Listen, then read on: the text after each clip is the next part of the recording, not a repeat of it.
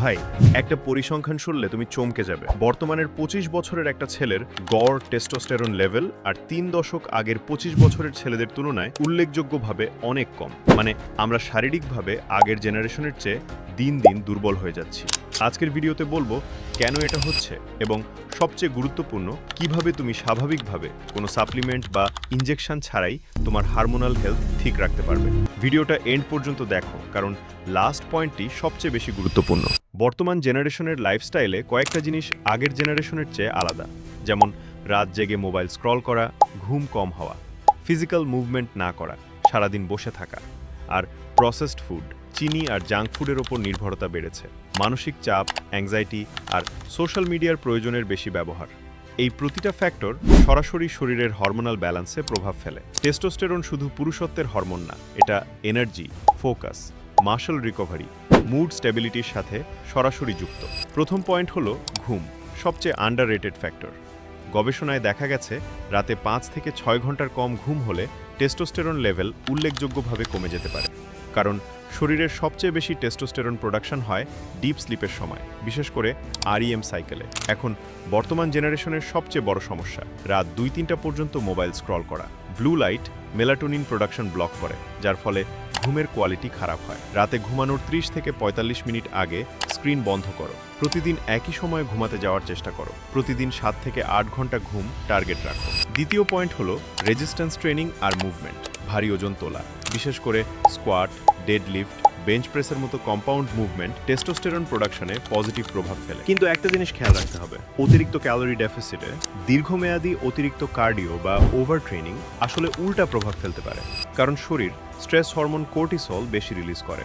সপ্তাহে ৩ থেকে ৪ দিন স্ট্রেংথ ট্রেনিং করো, সাথে হাঁটা বা লাইট কার্ডিও যুক্ত করো। শুধু অ্যানলেস কার্ডিও না করে স্ট্রেংথ বিল্ডিং এ ফোকাস করো। তৃতীয় পয়েন্ট হলো ডায়েট, মাইক্রোনিউট্রিয়েন্টের ঘাটতি। আজকের জেনারেশনের ডায়েটে দুটো জিনিসের বড় ঘাটতি দেখা যায়, জিঙ্ক আর ভিটামিন ডি। জিঙ্কের ঘাটতি সরাসরি টেস্টোস্টেরন সিনথেসিসকে বাধা দেয়, আর ভিটামিন ডি একটা হরমোনের মতোই কাজ করে শরীরে। ডিম, মাছ, বাদাম, সবুজ শাকসবজি ডায়েটে রাখো। দিনে ১৫ থেকে ২০ মিনিট সূর্যের আলোতে থাকার চেষ্টা করো ভিটামিন ডির জন্য। কোনো সাপ্লিমেন্ট শুরু করার আগে অবশ্যই ব্লাড টেস্ট করিয়ে ডাক্তারের পরামর্শ নিও, কারণ ঘাটতি না থাকলে অতিরিক্ত সাপ্লিমেন্ট ক্ষতিকর হতে পারে। চতুর্থ পয়েন্ট হলো স্ট্রেস আর কোর্টিসল কানেকশন। কোর্টিসল আর টেস্টোস্টেরন একে অপরের বিপরীত দিকে কাজ করে। ক্রনিক স্ট্রেস, অতিরিক্ত অ্যাংজাইটি, সোশ্যাল মিডিয়ায় তুলনা করার অভ্যাস, এগুলো কোর্টিসল লেভেল বাড়িয়ে দেয়, যা টেস্টোস্টেরনকে দমিয়ে রাখে। বর্তমান জেনারেশন আগের চেয়ে বেশি মানসিক চাপে আছে, কারণ ইনফরমেশন ওভারলোড, কনস্ট্যান্ট নোটিফিকেশন আর সোশ্যাল কম্প্যারিজনের কালচার।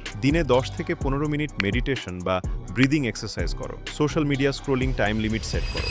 পঞ্চম পয়েন্ট, সবচেয়ে আন্ডাররেটেড, অ্যালকোহল আর নিকোটিন। অ্যালকোহল সরাসরি লিভারের কাজ আর হরমোন প্রোডাকশনে বাধা দেয়। নিয়মিত মদ্যপান টেস্টোস্টেরন কমিয়ে দিতে পারে, ইস্ট্রোজেন লেভেল বাড়িয়ে দিতে পারে। ভ্যাপিং বা স্মোকিংও সার্কুলেশন আর হরমোনাল হেলথে নেগেটিভ প্রভাব ফেলে। অ্যালকোহল কনজাম্পশন কমানো বা বন্ধ করা, এটা একটা সবচেয়ে দ্রুত ইমপ্রুভমেন্ট দেখানো পরিবর্তন হতে পারে। তো ভাই, পয়েন্টগুলো সংক্ষেপে বললে, ভালো ঘুম, স্ট্রেংথ ট্রেনিং, সঠিক ডায়েট, স্ট্রেস ম্যানেজমেন্ট আর অ্যালকোহল কম করা, এই 5টা জিনিস ঠিক রাখলে তোমার শরীর স্বাভাবিকভাবেই তার সেরা পারফরমেন্স দেখাবে। কোনো শর্টকাট লাগবে না। যদি কখনো মনে হয় তোমার কোনো হারমোনাল ইমব্যালেন্স আছে, অস্বাভাবিক ক্লান্তি, মুড সুইং বা অন্য কোনো সিমটম, সাপ্লিমেন্ট ট্রাই করার আগে একজন ডাক্তারের কাছে গিয়ে ব্লাড টেস্ট করিয়ে নিও। গেস করে কিছু খাওয়া বিপজ্জনক হতে পারে। ভিডিওটা ভালো লাগলে লাইক করো আর কমেন্টে জানাও তুমি এই 5টার মধ্যে কোনটা ইতিমধ্যে করছো। এমন আরও সেলফ ইমপ্রুভমেন্ট ভিডিও পেতে এখনই চ্যানেলটা সাবস্ক্রাইব করে রাখো।